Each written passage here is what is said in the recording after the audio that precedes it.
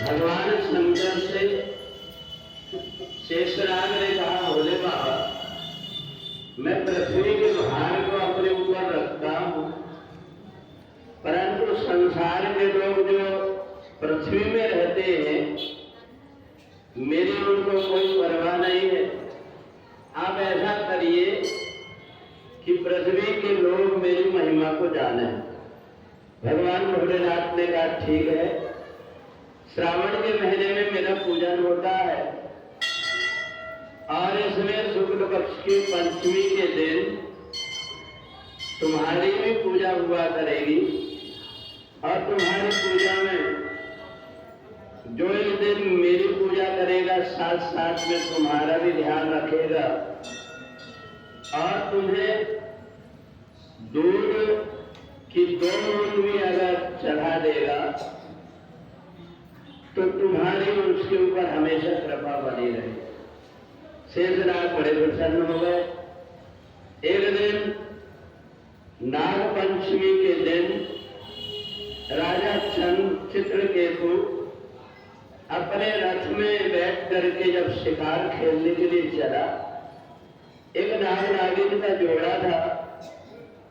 राजा के रथ के नीचे नाग दब गया। नागिन को बड़ा क्रोध आया, पहुंच गई दर्शने के लिए। फिर मन में विचार आया कि राजा को अगर मैं डस दूंगी तो ये अभी मर जाएगा, परंतु इसको पूरी जिंदगी भर तड़फा तड़फा करके जिलाना है। इसलिए एक काम करते हुए इसके 4 बेटे हैं और चारों बेटा को मैं डस करके पहले मार डालूं, इसके बाद में राजा। तो राजा चित्रकेतु एक दिन बड़े आनंद में मग्न होकर के अपने बड़े बेटे का जन्म उत्सव करा करके सब लोगों को बुलाया और उसी समय पर ये नागिन पहुंची और जाकर के राजा के बेटे को डस दिया। सारा उत्सव वैसे की वैसा रह गया।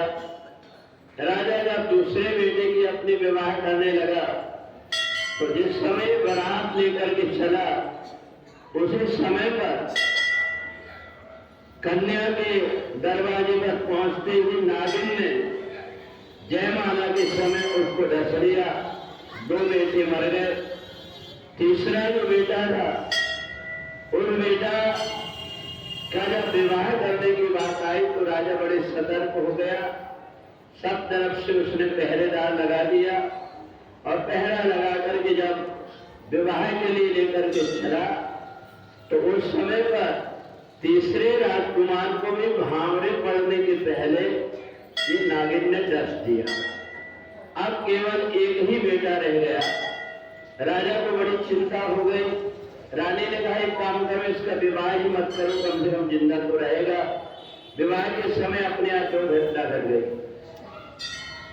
अब राजा बड़ा चिंतित हुआ।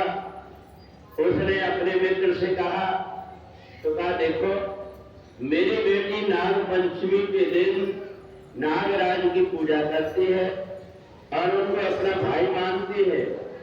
मैं तुम्हें वचन देता हूं कि तुम्हारे बेटे को कुछ नहीं होगा, मेरी बेटी के साथ में उसका विवाह करना। और जब विवाह करने लगे, नागिन फिर से पास में पहुंची और जैसे ही दर्शने को हुआ और उनने कन्या के मुख की तरफ देखी तो समझ गई, नाग पंचमी के दिन इसने मेरे को दूध पिलाया था और नागराज को अपना भाई मानती है। भगवान शिव का इसने श्रावण के महीने में पूजन किया, इसलिए वो वहां से वापस लौट करके आई। इधर सूत जी कहते हैं, हे ऋषियों, जो भी नाग पंचमी के दिन भगवान का पूजन करता है, शिव जी का, नागराज का पूजन करके ध्यान करता है, अगर उसके पैर भी सर्प के ऊपर पड़ जाते हैं तो उसका मुख बंद हो जाता है और सर्प का भय समाप्त हो जाता है। इसलिए नाग पंचमी को हम आज भगवान नागराज की पूजन करते हैं। बोलिए सच्चिदानंद।